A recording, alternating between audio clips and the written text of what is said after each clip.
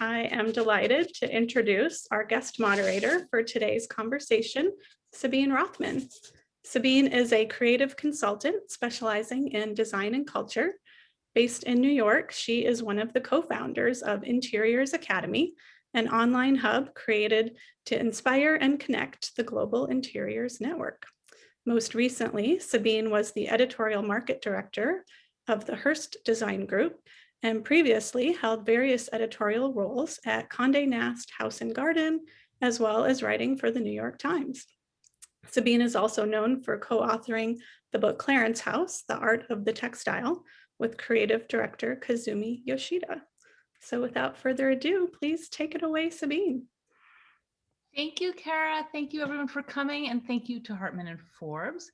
And welcome to our distinguished guest, Michael S. Smith. So I have one more piece of housekeeping to take care of. Michael and I are looking forward to a lively discussion. And while we're talking, there's going to be a looping video of images referring to his collection and the inspirations. And we're going to talk about his work with Hartmann&Forbes, his inspiration for the recently launched spring and summer collection. And the slides are going to sort of provide a context and reference points, but we're not going to speak directly to them. So I'm going to start by introducing Michael, whom you all know, which is why you're here. But a little background. Michael S. Smith operates at the highest echelons of the design industry. With an international roster of clients, he's known for an effortless blend of all-American modernism and European classicism. Always fresh, always surprising, and always evolving. Michael's a California native who studied at the Otis College of Art and Design in LA, and also did graduate work at the Victoria and Albert Museum Study Center in London. He has a really sort of deep historical knowledge that informs his designs, as well as continually looking to the present and the future. So for that reason, he's gotten so many accolades. I'm just going to name two. He was honored by the Hispanic Society of America with his partner, James Costos, who is the former ambassador to Spain and Andorra. They received the organization's Sorolla Medal in recognition of their extraordinary support of Spanish art and culture. And he's also received the Arthur Ross Award for Excellence in the field of interior design from the Institute of Classical Architecture and Art. A few more things. The big one from 2008, one of many big ones, but the big one. From 2008 through 2016, Smith worked with President Barack Obama and First Lady Michelle Obama on the design of the private quarters of the White House and refurbishing some of the staterooms. There, they showcased works by a diverse group of artists and artisans. Smith was appointed by President Obama to the Committee for the Preservation of the White House and now serves on the design advisory team for the Obama Presidential Center in Chicago.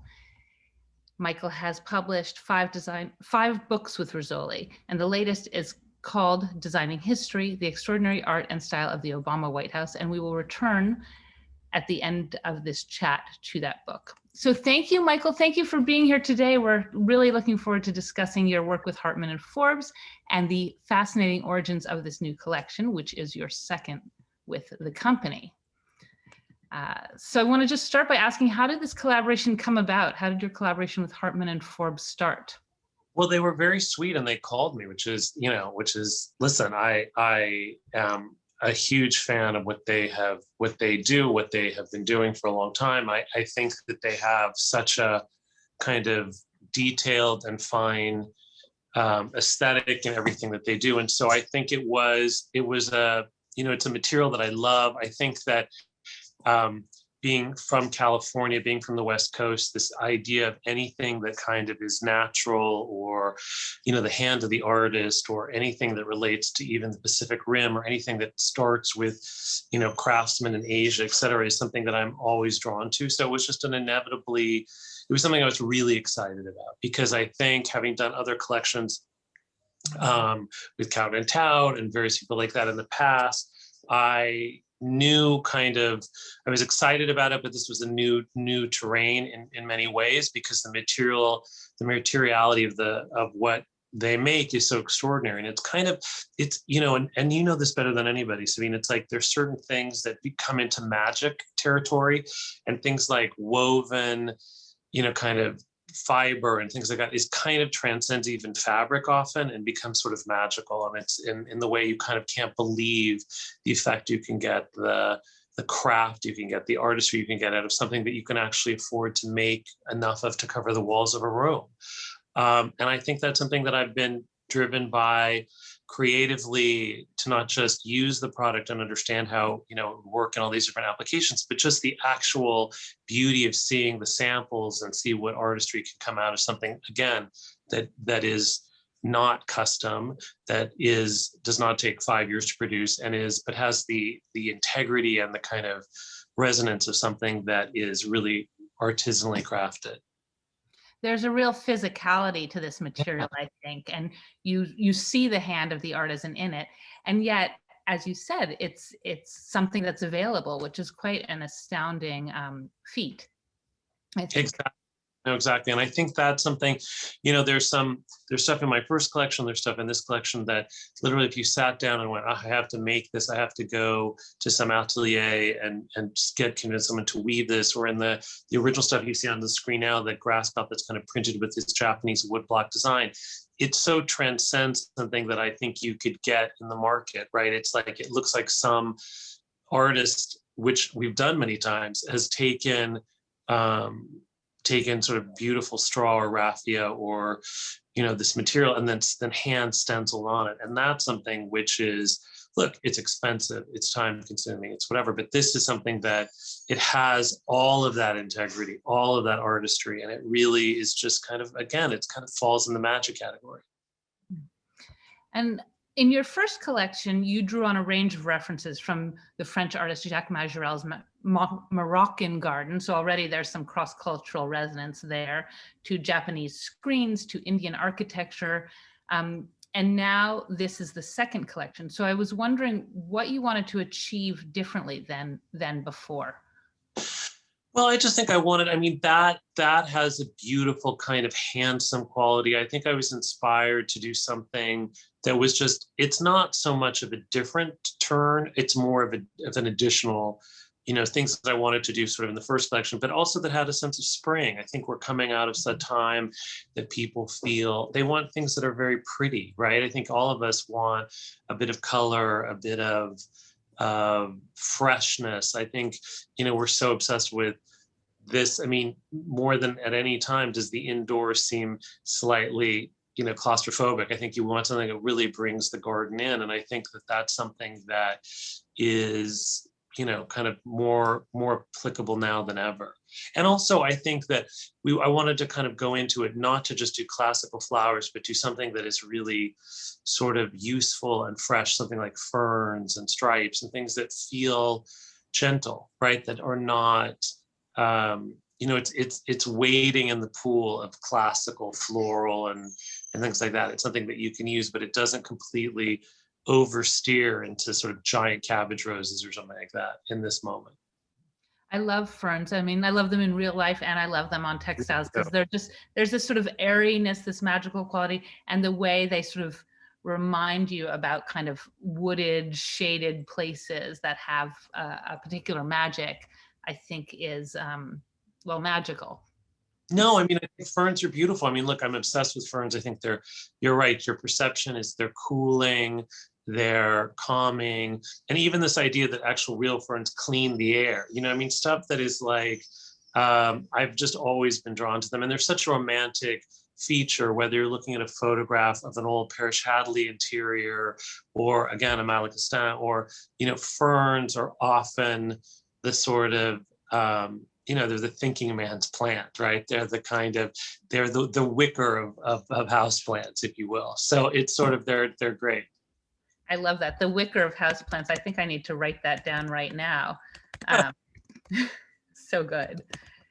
So we should talk a little bit about this specific new collection, because we've already gotten into it, and then I will return to some of your broader influences. You have actually two designs in the new collection, a wall covering and a window covering, Madeleine and Jacob. Yeah. Madeleine, wall covering and the Jacob's stripe. So Right. I want to talk about the specific inspiration for these new designs. There's a great decorator who you look to. Oh, well, in terms of Madeleine Castin, yeah, I think that I was fortunate to meet her at the very, very end of her life and went, as many people did, on kind of pilgrimage to the shop, the Rue Jacob shop.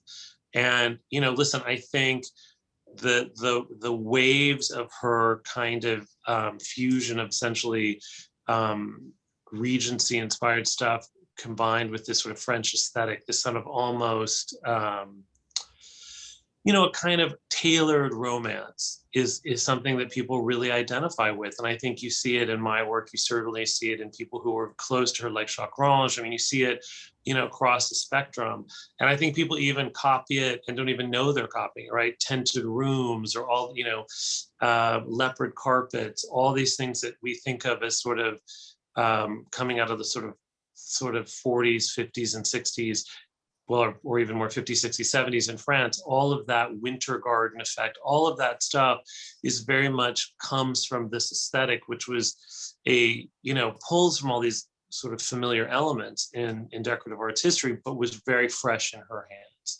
And I think that's something that's really interesting. So I again find it a very interesting, it's not a fussy take on romance, which is, I think, why people identify with it so much. It's a kind of structured, organized, almost greenhouse effect, right? It's always controlled by a stripe and there are big flowers in her work and there are big things, but it always done in a way that's very light touch, right? It was always a very light touch and also very aware of architecture and kind of the rigor of something like Regency furniture, which is, to be a dealer in France, post World War II, or, even at the end of World War II, selling English Regency furniture to essentially a French market was pretty interesting.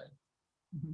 So Madeleine Castin was essentially a decorator and an antiques dealer who Correct, yeah. born at the end of the 19th century and worked into the sort of, well, actually, I think she was alive until 1992. And so right.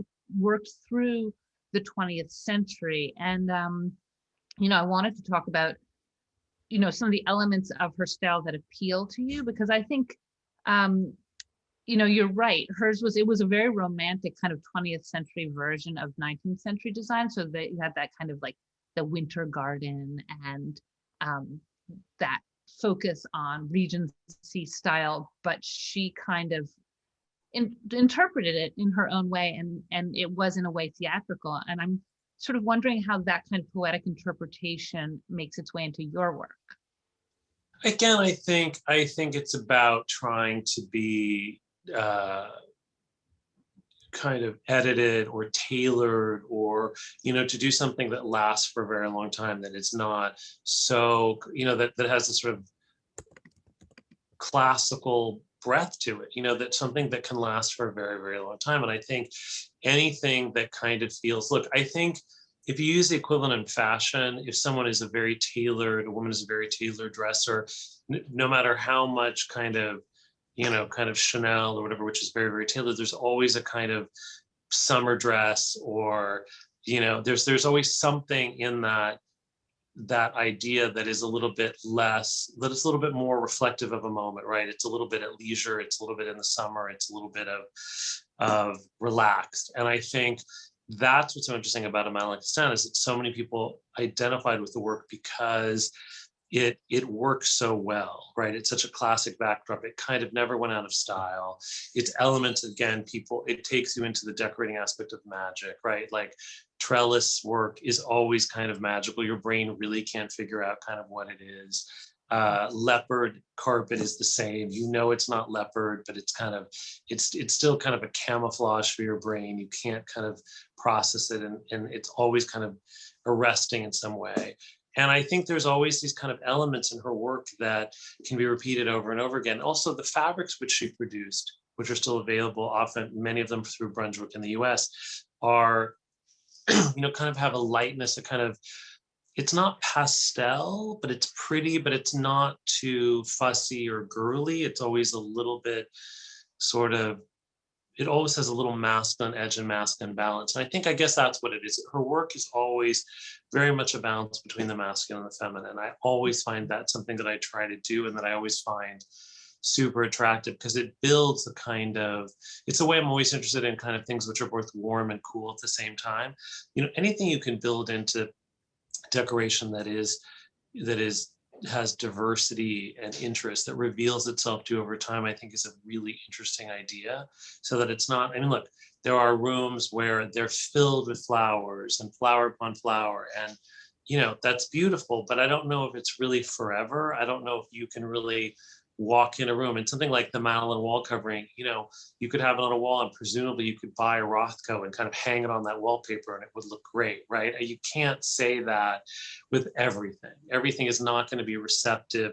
I always say I want to do a room that if you decide to collect decoy duck models or whirligigs or 70s minimalist art, it's not going to destroy your house to do it. Or if you have twins and you have tons of toys all over the place, it's not going to destroy it.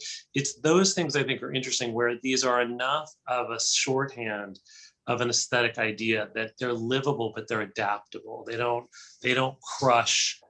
You know what I mean? There's something really beautiful about putting black and white drawings that are kind of modernist on top of these wallpapers, or in a loft having super modern, Jean Pouvet furniture, and then having one of these stripes at the window.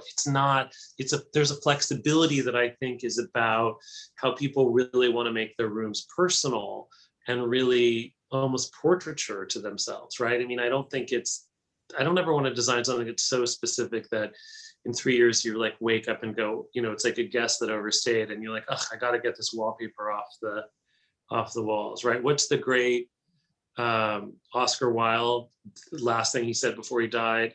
It's like either I go or the wallpaper does, or something. You know what I mean? It's like, right, never want to do that.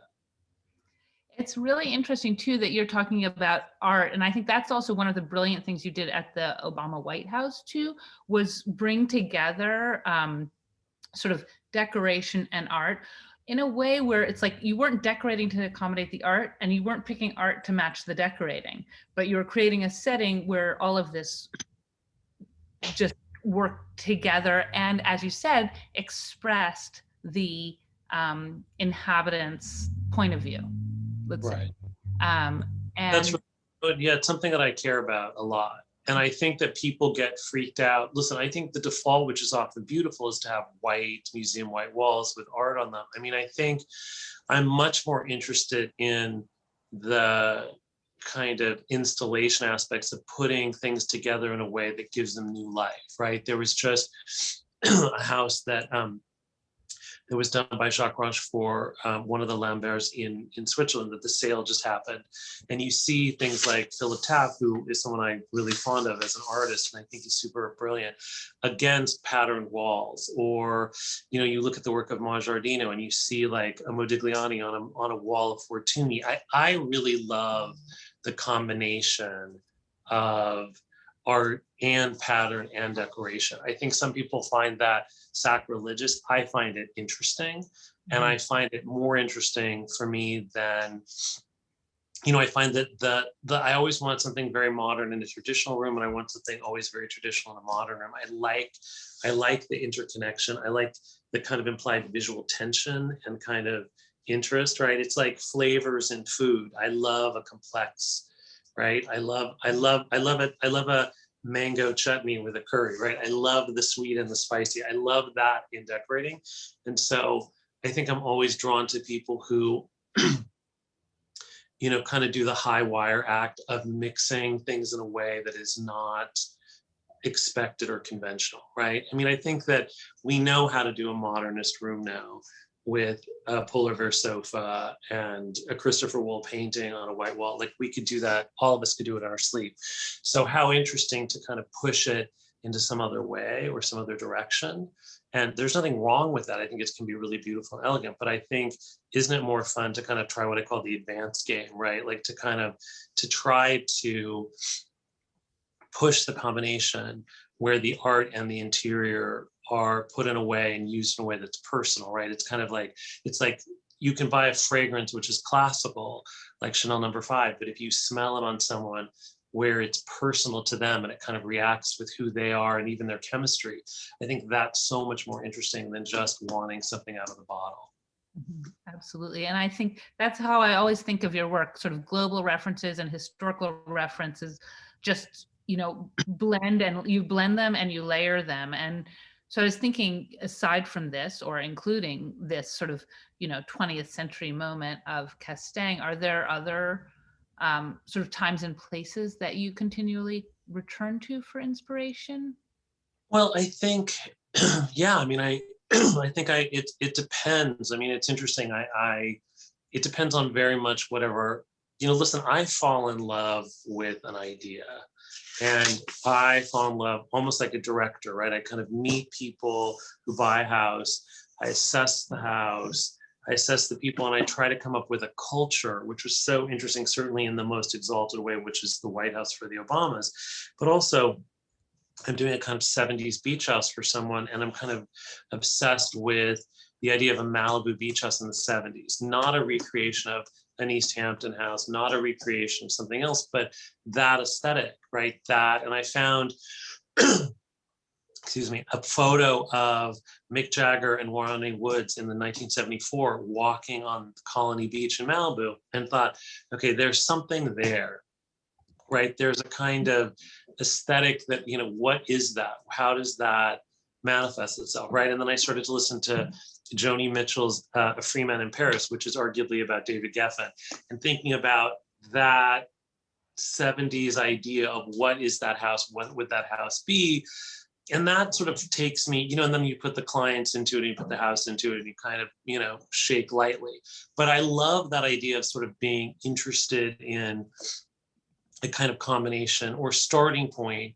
It may never reach the light of day in terms of in a literal way, but I'm interested in the journey to try to say, look, every beach house in the world essentially now is what I call a Martha by Mail house, right? It's a kind of version of a Martha Stewart, East Hampton, iconic house that sort of somehow went through, a kind of Nancy Meyer movie. I mean, people have this vision of a beach house, and it's literally that thing, right? A white kitchen, a slipcover, a ticking strike, whatever it is. But I'm so interested in looking at something like that and thinking, okay, does an Italian painted piece of furniture in the entry of a 70s beach house seem interesting, right? Does who are interesting 70s California designers who are working with wood and a la Nakashima, does that enter into this lexicon? Does batik enter into this? What is,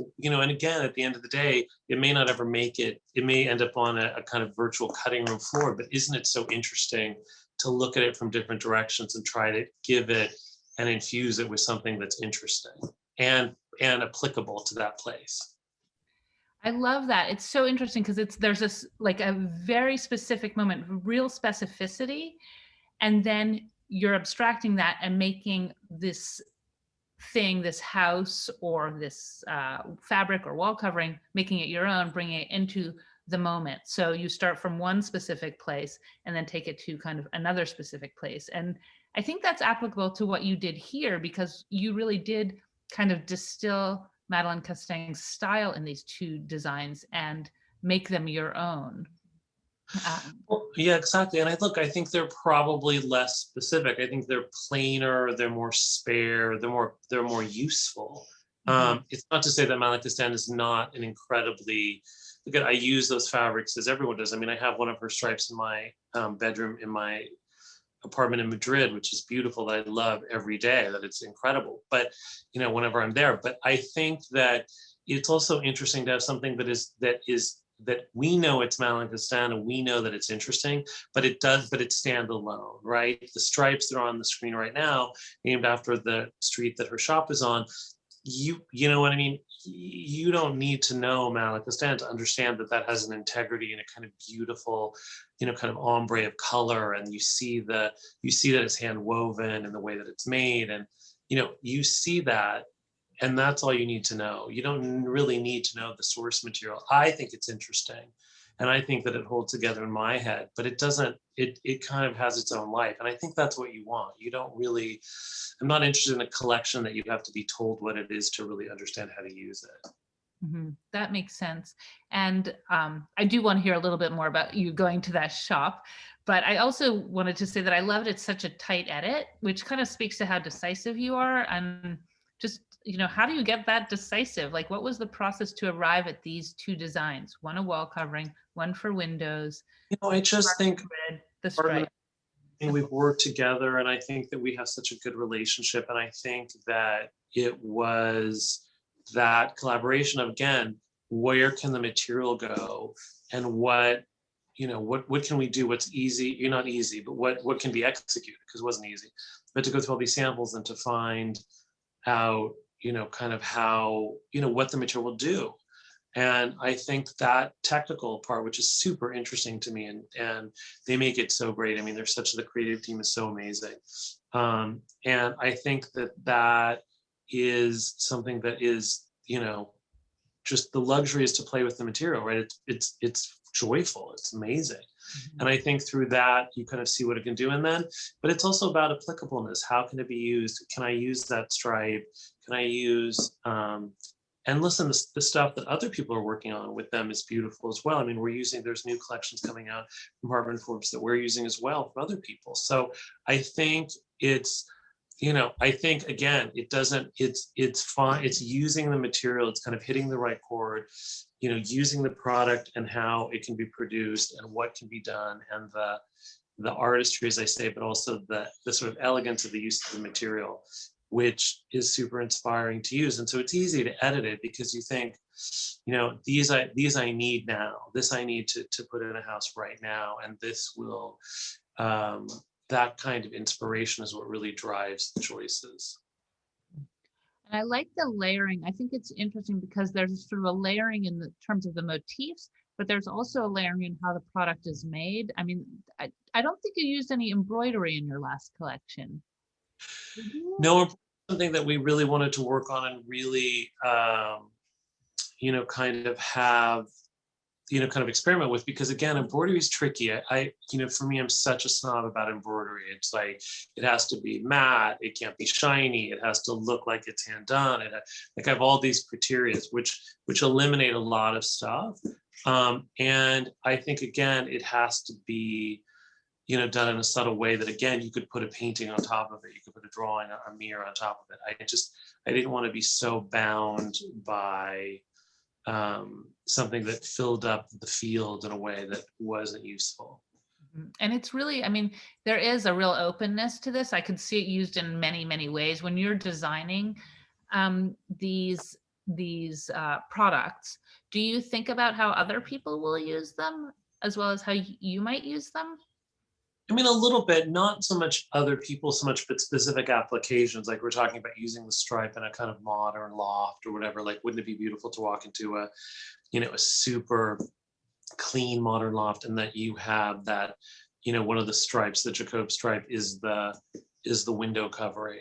You know what I mean? So it looks it's used in a very different way, right? The application of it is used in a very different way. And I think those things I think about, or something like, the ferns used in, very classical interior with a very, kind of like in a garden room, in a very, on the nose application, which I think even with a Monica Stang chintz or something like a slip covered sofa or something, that I think would be really, really beautiful with it. And so it's kind of taking it in one direction or the other, right? Pulling it into the obvious or more classical application, or pulling it into a way that's sort of interesting, exciting, because it just is out of context, but because it has its standalone integrity, it can work really well. Mm-hmm. And I love that they can easily sort of pull out of that context. But I did want to go back and ask you what it was like to go into that shop that used to be on the corner of Rue Bonaparte and Jacob. It was so kind of layered and dark, and and then when she died, I was able to buy, the Merchant Ivory guys bought her apartment upstairs above her shop, and I was able to buy this bookcase that used to be in her dining room, which has gone through, it was houses I've done for the same person over the year. It's moved with them. as a kind of totem in a way. Like it's now in their house in California, but it's been in a bunch of other houses. And every time I look at the bookcase, I think, again, it's Regency. She probably regilded parts of it, which are kind of this flaky gold, but it has this real presence. It's very masculine and tall and kind of almost plain. And I think her furniture use almost predates a kind of almost even more modernist people using kind of big plain English furniture as sculpture. I mean, you see that all the time in things like libraries that like Axel Vervoort will do, or saying, it's like it's using things in a way that are almost like built like architecture, right? Like it's an architectural thing. And I think that's really interesting because again, it kind of anchors and balances the use of floral or things which are more romantic. And that I think is kind of interesting. I mean, a picture you keep seeing of her country house where you see where she put the turquoise paint in the archways of her kind of entrance hall with sort of famous leopard carpet. I mean, that's super iconic, but it's kind of great and it's brave, which I love. I think it's really interesting. I love it. And there's an incredible sense of scale. And also you sort of can picture yourself, you wish you were there having this conversation with all the interesting people who must have come through and, sitting on that little roundabout. And there are reasons things become iconic rooms. And I think and listen, those are hard to pinpoint. She was friends with all the artists, including Soutine of the time. And, she was, I think she was his largest collector. I mean, she was a really interesting, she was at a very interesting crossroads between not just design, which was extraordinarily romantic, but she certainly was someone who understood and was in a kind of modern place. She was a modern person. I mean, she was a businesswoman. She was there's a lot of she was making things. I mean, it was really interesting time. So, I mean, listen, all of that I think is really intriguing. And I think that, again, it's a reason that this idea, to your point, of kind of a 19th century romanticism that's been brought into the 20th century, seen through a modern eye, can be so interesting. Mm-hmm. And it was completely original at the time. I mean, you have to think about, in an era when Art Deco was kind of the reigning mainstream perception of aesthetic, to do something that's based on 19th century stuff is kind of great and kind of interesting. And again, as you say, sort of that balance of the feminine and masculine, because she didn't totally pull away from the masculine, but it is a much more feminine expression than most of Art Deco. I would. Oh God, yeah. I mean, Art Deco, she was a real outlier. But again, I think that again, you don't have to know the source material. I think ferns are universal. I mean, I could tell you, I could look at this wallpaper and say, well, it's really based on my wandering, in the woods in Maine, and you're not, right? I don't, or I could tell you it's based on fern paintings that Philip Taft has done in the last 20 years, which I have some of, which I think are beautiful and kind of, again, for all the reasons that we love ferns and we love them in a modern sort of artistic place, that they work so beautifully. So again, the source material is so interesting to us. And I think it's about saying like where I started on this journey, but I really think it's more about people looking at these things and taking them out of context. That's the thing I think the most interesting, right? I want to see it used in a way that is creative and not necessarily based on where I saw the inspiration. It's really that it has a life of its own and kind of move into other places. Absolutely. So I'm going to ask you one more question, and then I think we'll open up for a Q&A. Maybe it's my last question for you, but will the Obamas be using these designs? I don't know. I hope so. I don't know. I mean, interesting. I don't know where. I mean, we certainly, they're very dear to me, and they are going to continue to do things for them and with them. So it's not out of the question. Yay. So I have a great question here for you from the audience. Michael, forgive me if I'm pronouncing your name wrong, Bork.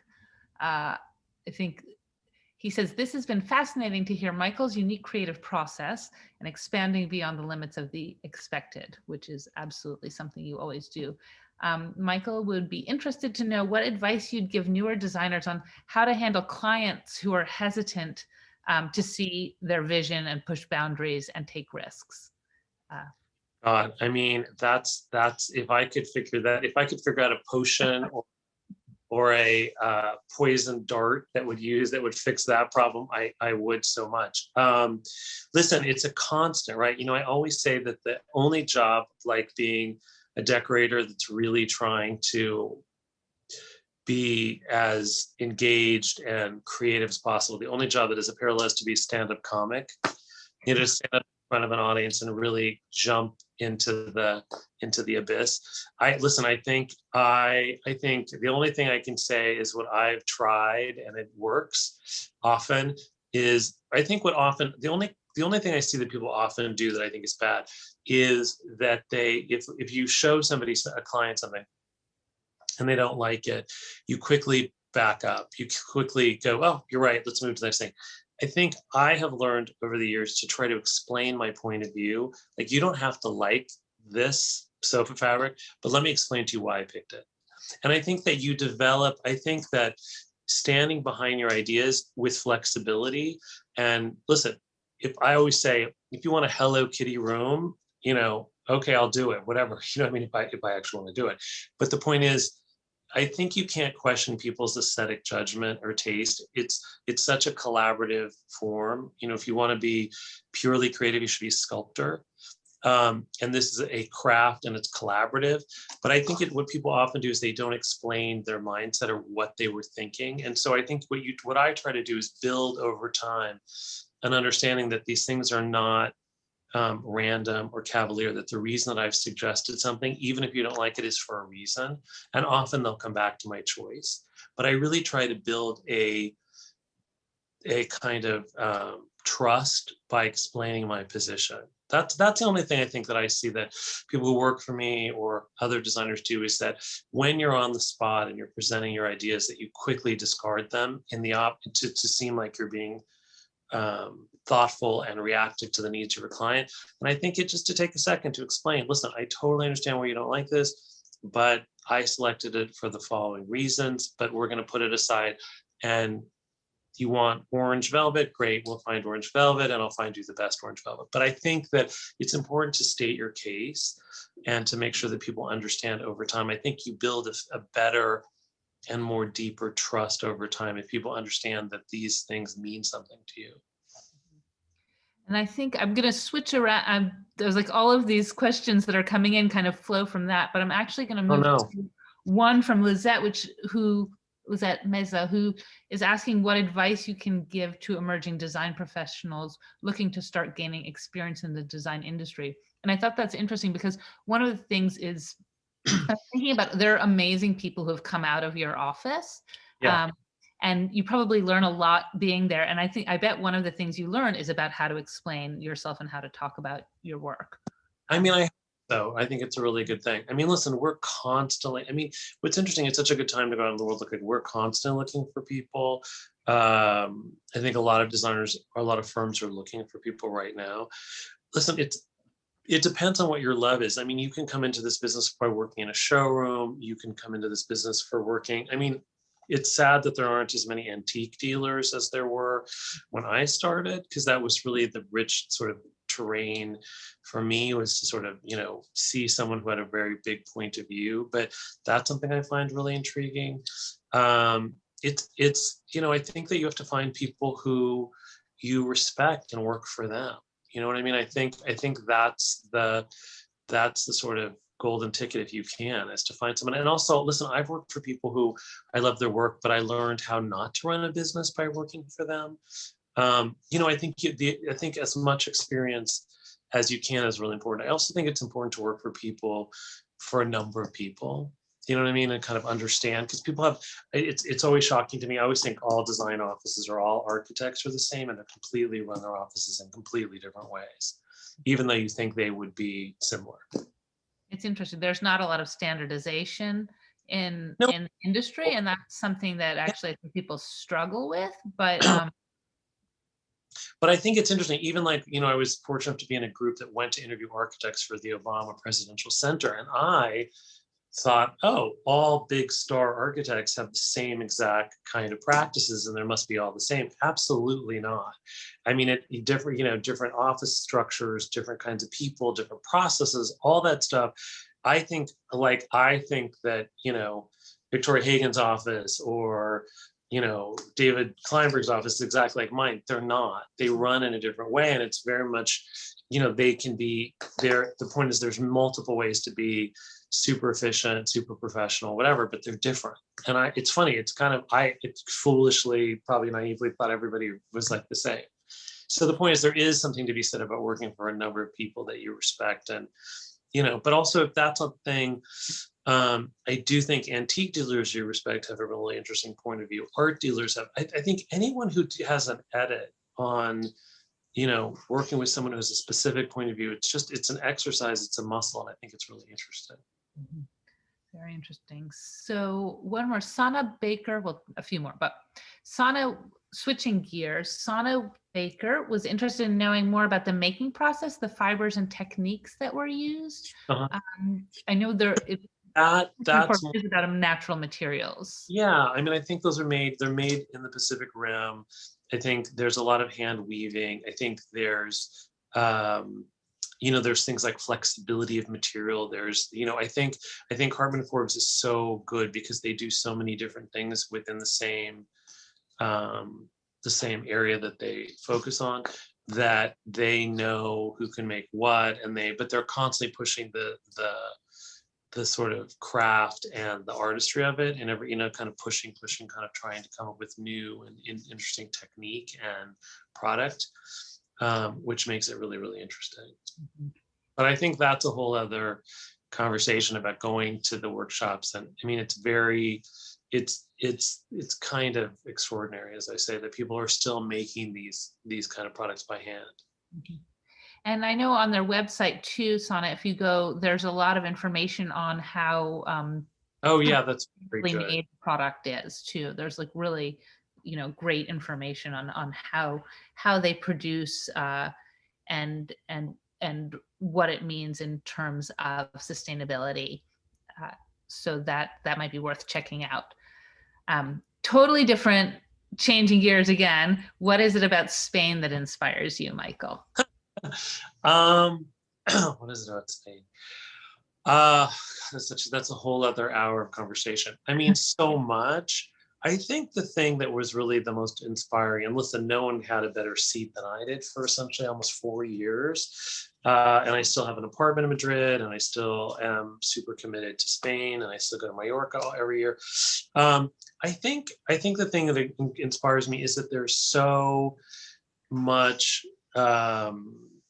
craft and so many artisans and so many different things that are made in Spain that are not, it's like I always say Spain is like darkest Africa. It's like, most people or anyone who's sort of a design person or a travel person sort of knows every restaurant within every town in Italy and in France. It's all sort of discovered and open and, whatever. Spain is really extraordinarily so rich in every you go to Extremadura, you go to all these different provinces in Spain or districts in Spain, and there's like a different specific need of craft that's so practiced. There's different food, there's different architecture, and I think it's just I think you could live your whole life and travel around and never see everything and never know everything. And I think it's something that's so interesting because it's not there are many people who love and go to Spain, but it is not the well-traveled path the way that, every ounce of Capri or every inch of Tuscany or every inch of the south of France has been so examined, written about, photographed. And I think that's the thing I find extraordinary is that you go to, there's so much beautiful stuff that I had never seen before. And it surprises me every time I go. And I find that really amazing. And there's such, I think, an intersection of cultures there too, because of the way that, trade routes or people moved around. And I think that is sort of something that probably resonates with the work that you do and the way you look at the world and design too. No, but I mean, it's, there's glass blowers who are incredibly talented. We work with. There's so much that's a whole other that's a whole other conversation. But I am beyond thrilled and always grateful that Spain is a part of my life, and that I love my friends and the people that I meet in Spain. And just, to walk from one side of Madrid to the other is like one of the most exhilarating, beautiful, accessible, sort of wonderful things ever. And I, haven't been there for a while. We're going back, having not been there for many parts of the world, not accessible to go back to, and to see my friends and my apartment, and to walk in Spain is going to be something that I'm beyond ecstatic about. That is going to be amazing. And I think we have one last question, and then we'll sort of wrap up. Oh, I guess more questions keep coming in. It's very exciting.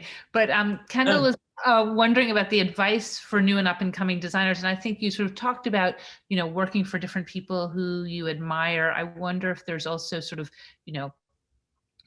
travel probably plays into it, research, or there's sort of, I don't know, must reads, must sees.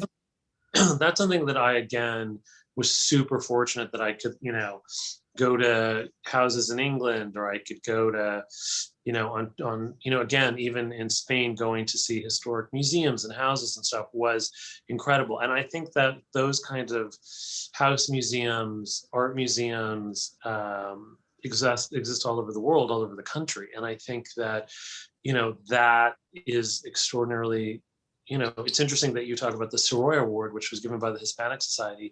Hispanic Society is, by Columbia University in New York, into New York City. And it was something before James was ambassador, I basically didn't know existed. And, that has, Goyas and these incredible Sorolla murals that are like mind blowing. It took 7 years for him to produce that the person who funded the museum funded, and they're different regions of Spain, but they're like incredible. And things like that, I think, having your ear to the ground about what's happening in your town and in where you live, and really being open and really kind of exploring, is something that is incredibly, it's something that I kind of go to all the time. Being able to go to India or Thailand, which I've been fortunate enough to go to. Those are kind of, they change the way you see the world in every direction. But, it's a constant thing I go back to, or I think of, or I remember the color of something, or or watching someone make something, or eating, in my case, something amazing, and kind of remembering the plate and the way it tasted and all of that stuff. Anything you can do to constantly enrich yourself and your immersive experience, I think, is ultimately comes out in your work, whether you think about it or not. It just inherently comes back out. Mm-hmm. Absolutely. Well, thank you for that. And we have one last question, which will kind of bring us back to giving you the last word too. Richard Cardello says, I have a fantasy of seeing large abstract modern American art in the Trans Hall at the White House. Having done such beautiful work for the Obamas, do you think this could work? Big, beautiful, what? So I repeat that. Modern American art in the Trans Hall at the White House. I'm not sure. If they're talking about there's the Cross Hall at the White House, which Hall, maybe. Is that? It had art in it in the Obama years, so I'm kind of confused about that. So it has worked and it can work. Yeah, no. It was incredible. It was the way in my book, which you go back to, in my book, Designing History. It's Cross Hall. Yes. Yeah, and which was written with Margaret Russell, who we all know, who's a great design icon and amazing person in general. That hallway, which is heavily photographed in that, shows that there was in fact big contemporary art, and it was the only way that I knew in the immediate way that I could make the White House personal and kind of feel personal to the Obamas, because they're so interested in not just contemporary art itself, but the people who, the kind of voices and the people who create in America in general, like, the makers and creators. And I think that it's something that continue. I mean, I was lucky enough recently with Mrs. Obama to go to visit some new and emerging artists in LA in their studios. I mean, it's something that they're so incredibly committed to, is people who are really creative in every field, whether it's, cultural things, food, philanthropy. I mean, they still are deeply committed to and curious about all those things. So the idea of putting big contemporary art in the crosswall was my absolute go-to. And it talks about in the book that the one thing I could do on move-in day, which is kind of a whole other crazy situation, was to bring in paintings from the National Gallery that really changed the tone and were diverse voices but also big, bright things for a young family to live in a house so steeped with history. So it's something that immediate bringing a sort of breath of air into something that is revered and precious, but could, opening the windows in any situation is something I'm interested in. Well, thank you so much. So everyone, here's a picture of the book, which you should get or read. I read, it's a very good read and great pictures, not just from the most recent years, but looking back at the history and putting everything in context. So thank you. Speaking of breath of fresh air, thank you all for coming. Thank you, Michael. And now I'm going to let you close it out. Thank you, everybody. It was great. And I'll speak to you soon. Speak to you soon. Thank you, everybody, for coming.